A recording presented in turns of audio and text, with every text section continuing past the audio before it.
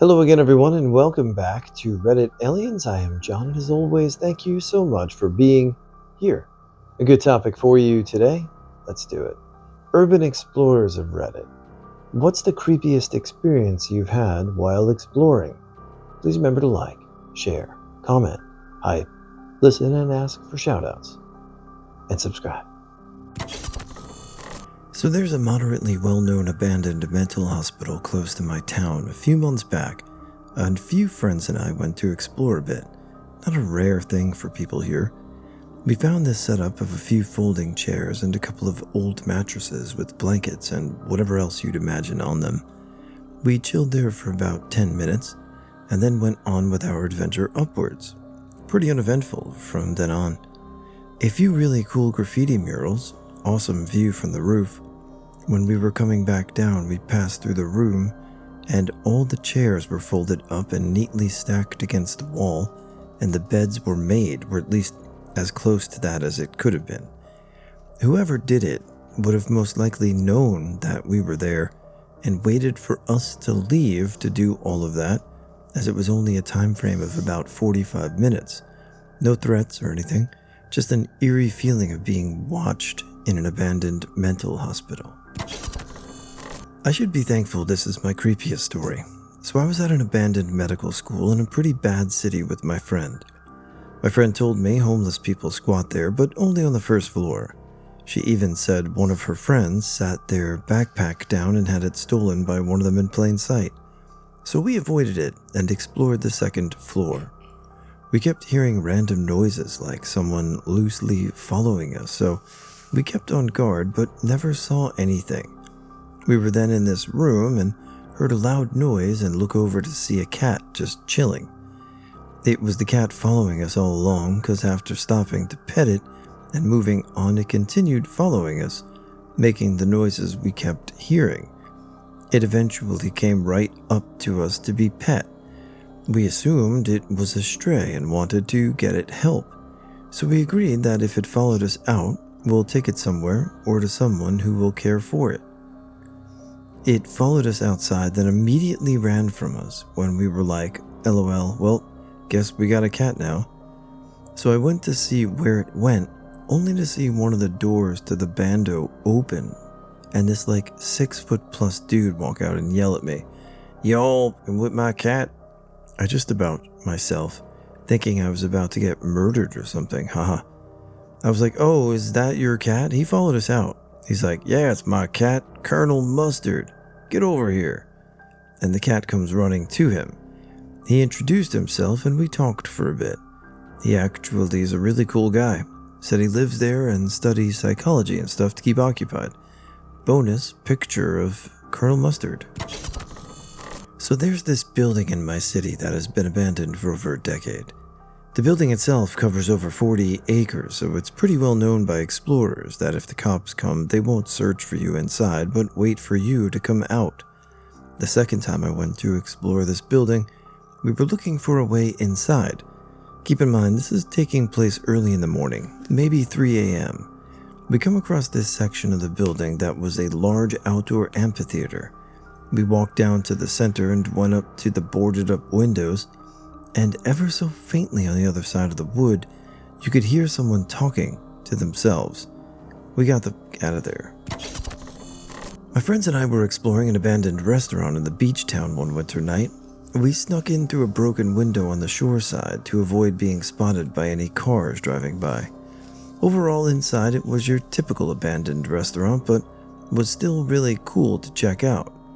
There was a long bar, tables tossed about, etc. We walked downstairs into a wine cellar and started walking through the labyrinth of hallways. The basement was deceptively larger than we would have expected for a beachside restaurant. Anyway, we wander into this room off one of the hallways and shine our flashlight in the corner, and we see an unmade bed, cot, with all of the trappings of someone currently living there. A safety razor next to the mirror, random other belongings. Our stomachs immediately dropped as we realized we were currently in someone's living quarters and promptly noped the f*** out of there. To this day, we still don't know if the person was hiding in the basement with us, waiting for us to leave, or if we stumbled on it while they were out and about. Either way, we couldn't shake the feeling of being watched by someone from the shadows of that basement. I live in a big US West Coast city, in a neighborhood where most homes go right up to the sidewalk property line and have a yard in the back. My place is the opposite. House is at the back of the lot. Front yard keeps me buffered from street noise. It's a nice dark little oasis in the city. My house has a double door, split door, so the top can open independently of the bottom. I often leave the top open when the weather's nice. I'm sitting on the couch in the living room and all 15 feet from the front door. It's nighttime, I'm reading, and the door's more or less directly in front of me. The porch light's off, yard's dark. The only lights from the dimmed reading lamp I'm using. The wind keeps blowing the top part of the door open, closed, open, closed. I'm used to it. Happens all the time. Doesn't sound out of place until the door kind of misses a beat. I don't hear it thud closed. I look up and it's perfectly still, only open 2 or 3 inches. It's one of those what the are my eyes seeing moments. There's like a 15-mile-per-hour wind outside. How is the top part of the door partially opened and perfectly still? Then my eyes or brain recognize it. The outline of a hoodie, drawstrings, hood up. In that instant, I'm frozen and my heart is pounding. Someone is literally standing right there, hood up, holding my door open. I can't see his face, but he sees me noticing because he says, "You should keep your doors locked." Motherfucking what? Now my adrenaline kicks in. I jump up shouting. He bolts. I get the porch light on in time to see him running out of the gate. I still wonder how long he'd been standing there or what he was doing or thinking. The door has been very locked since then. I spent 2004 to 2009 living in a dilapidated warehouse that has a space over it converted into an apartment. In exploring the warehouse beneath it before moving in, a buddy of mine and I were discussing how the place smelled and was haunted. In making jokes about it, we started laughing when something shattered on the wall near us. We were seriously startled and contemplating what it could have been when someone shouts, "Shut the f*** up!" and there's a homeless man throwing what I assume is a second bottle of this from across the space. In a non-threatening way, I calmly state, "Are you sure you should be in here?" He waves something at me and yells at me to call the police if I don't like it. We had finally worked up the courage to explore this super scary looking dilapidated house. It was boarded up really solid. Nobody was getting in and out without a ton of work prying off boards. We searched exhaustively. The easier way in was just to make the damaged drywall on the back wall a little more damaged to widen the hole. As soon as we stepped in, there was something vaguely human-shaped at the top of the stairs we both saw, and we bolted in terror. Of course, me and my friend were only 9 at the time. It was probably just some homeless dude, better at finding entrances than us. As an adult now, I really want to go urban exploring in the New York City subways, abandoned stations, but I need to meet someone familiar with all the new post-9/11 security shit because I'm paranoid about it. An even more exciting target is the abandoned 19th Street Path Station that only even semi-modern footage is just blurs captured from passing trains. Not any better than I can catch myself. But I think their security is tough. There's keypads at the tunnel entrances, presumably to disengage some security thing. There's an old flour mill on Harbor Island in Seattle. It's been abandoned and locked up for a while. My buddies went through a pretty serious Urban X phase near the end of high school. So we were going to all sorts of weird and interesting places in the area, just checking it out. Got chased out by cops a few times, usual stuff. Anyway, inside this flour mill, we're working our way through some of the regular block areas, and our buddy swears he heard something. We all stopped dead in our tracks. Lights pointed down, just listening. The amount of noise a dilapidated building makes when you're trying to be quiet is amazing. Constant creaking and wind noises. Then I start to hear it. It was shuffling with the sound of somebody dragging something across the concrete. At this point, I can feel my heart jumping out of my chest, the blood pulsing in my ears and head. I'm hyper aware as I try and pinpoint this sound and associate it with something I knew. By the time we're sure it's not just the wind, we've all heard the noises. There was 5 of us in there, and we're starting to think it's coming from near the stairs. We slowly, achingly creep our way over broken glass and dirt. When we came up on the stairwell, we shined our lights down and up to the adjacent landings for the floor we were on and couldn't see anything. My buddy turns around, steps on an old water bottle on the ground, making the loudest crackling a water bottle has ever made in the history of recyclables. One of my other friends, looking back down the factory area we came through, gets startled and yells, "Whoa," at the top of his most lungs. We immediately heard the most chilling deep scream. At that instant, we all just put the gas on and ran the f*** out. At the bottom of the stairwells, we ran into 10 homeless people who weren't there before, but we paid them no mind and didn't step our dead sprint until we got back to our cars. We figured it must have been some homeless person we scared in our creeping around, and then sudden expletive, but we never saw the person or identified the sound, so who knows. I love urban exploring. I don't really do it anymore because I'm older now, but I've been to Kings Park Psychiatric Center a bunch locally here. When I was a kid, we'd go exploring everywhere. There was like a half-sunk house in my neighborhood by a sump, salt flats, like all this like interesting stuff, an old burned out tire factory. It's fun. I think it's like a rite of passage as we age. And if you haven't done it and you're still young, go for it. But be careful, right? So this is not an endorsement to do something illegal, but mischievous, I think, is fair. Don't break the law, though. I think I covered myself, right? Anyway, have a great day, guys. Rural experience. A graveyard behind my high school in the middle of cornfields was a go-to driving around spot because we had nothing else to do as teenagers. Early on in the school year, a lady parked her car in the back of the cemetery and walked into the cornfield and shot herself in the head. The graveyard's super old and on a gravel side road, so no one noticed for like a week. Kids who were running cross country smelled something rancid and reported it. Once it was investigated, the truth came out. It was weird. She wasn't even from our area. She drove around 2 hours here and had no relation to anything around the area. No note was left. It was really bizarre. Anyways, we were driving around months later telling the story to some younger students, really trying to freak them out. But when we turned the corner to pull into the graveyard, a random car was parked in the back of the yard. We slowly rolled up on it while all of us were losing our minds, only to see a topless woman sit up from the back seat, followed by a topless man. Awkward, but that was the tightest my butt had been since clinched up to that point in my life. One summer when I was a kid, it somehow got popular to explore the storm drainage system underneath our neighborhood. Yes, like the ones in It, but just boring concrete. These were the round tunnels made from pre-made pieces. Getting into the pipes required crawling through a tight fit for 15 to 20 feet, but after that, you could stand. As you explored the system, you'd find areas that were big enough to drive a golf cart through, though it would have been impossible to get one there.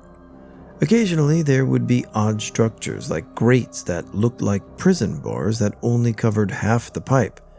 Very rarely, there would be light coming in from a grate in the road above, but most of the time we needed flashlights to see anything at all.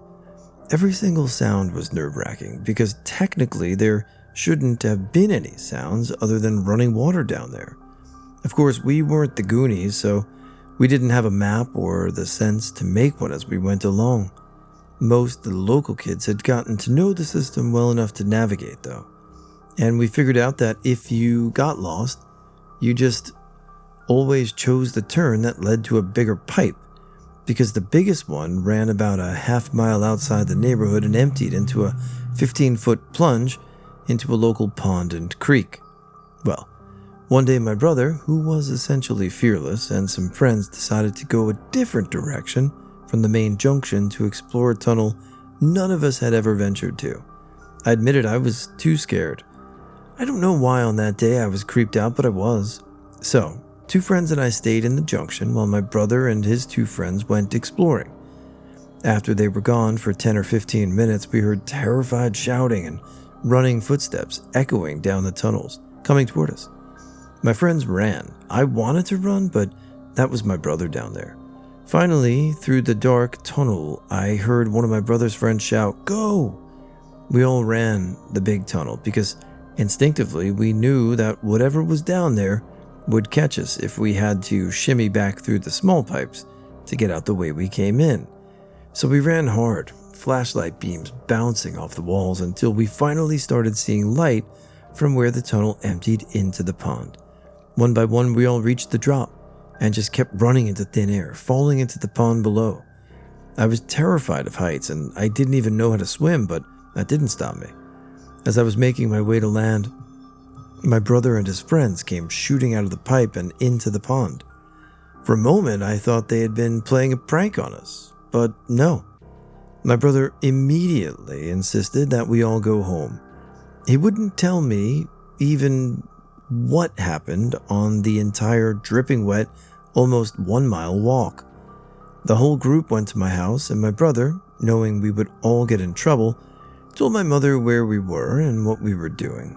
He also told her that when he and his friends reached the next junction in the tunnel they were exploring, they came across a spot where light was trickling in from above. There was a pile of trash and debris built up around one of those half-pipe prison bar gates. And laying within the pile of trash, they saw a man who, upon hearing them, raised his head, reached out toward them, and started crawling out of the trash in their direction. So they ran. My mother called the police. They asked my brother to guide them to the location in the pipes where this happened. They found exactly what he described, but the man was gone. Within minutes, there were at least a dozen police cars around our neighborhood, with people and dogs searching the drainage system. They wouldn't tell us any details, but we do know that they never found the man. The dogs followed his scent to the end of the pipe at the pond, but they never picked up the scent anywhere on the ground, around the pond, or creek. As far as I know, none of us ever went into the storm drains again. I was exploring an abandoned theater since demolished at a state school.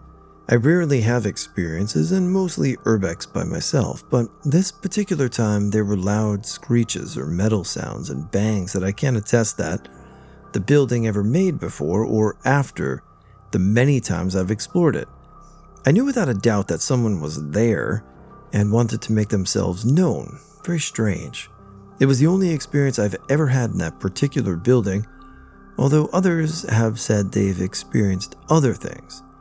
Same complex, except the actual hospital asylum, with the padded walls and such. Only building I ever hated going into, and I only did so twice, and mostly with other people. The moment you walked in, you felt you weren't alone. The air felt very strange, and I always walked back out with a terrible headache that always went away as soon as you left the building and went into a different one. Ironically, it was the newest building on the campus. It's since been torn down and I don't miss it a bit. A psychic friend refused to walk near it since she got a strange vibe from it, also completely separate and without knowing my own experience with the building. When development finally started happening, the poor demo crew lost a lot of members that freaked out after hearing screaming or being touched while cleaning the buildings out, prepping for demo.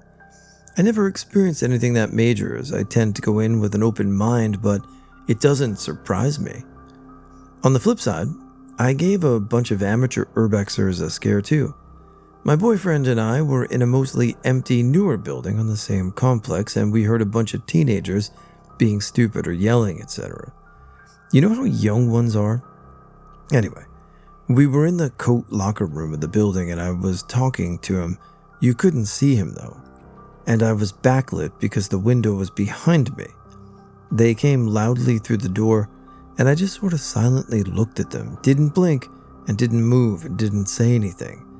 They kinda had this freaked out look on their faces, then backed up and left the building. I still giggle at that one. So I've actually got a great one, but it's a long story. It started when my parents' cat went missing in a remote little part of Scotland. My younger brother and I go looking for the cat all around the local area. There's this old abandoned hotel up the road, and we figure it might be a good cat hideout. So we go check it out. The place is way larger than we realized and has its own highly creepy vibe. There's still shoes and clothes, and you can see where people just left their tea or possessions. Looks like people left in a huge hurry and never came back. No signs or fire or anything. Remains a mystery why people left almost all their possessions behind. Anyway, it's been vacant for like a decade. We searched all 4 floors, mostly out of curiosity by this point. The final place we had to search was the lobby. We go down and I'm busy staring at this perfect ream of white paper.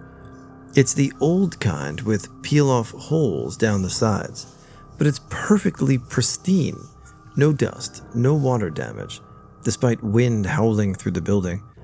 While I'm wondering why the hell this isn't damaged, I see movement out of the corner of my eye.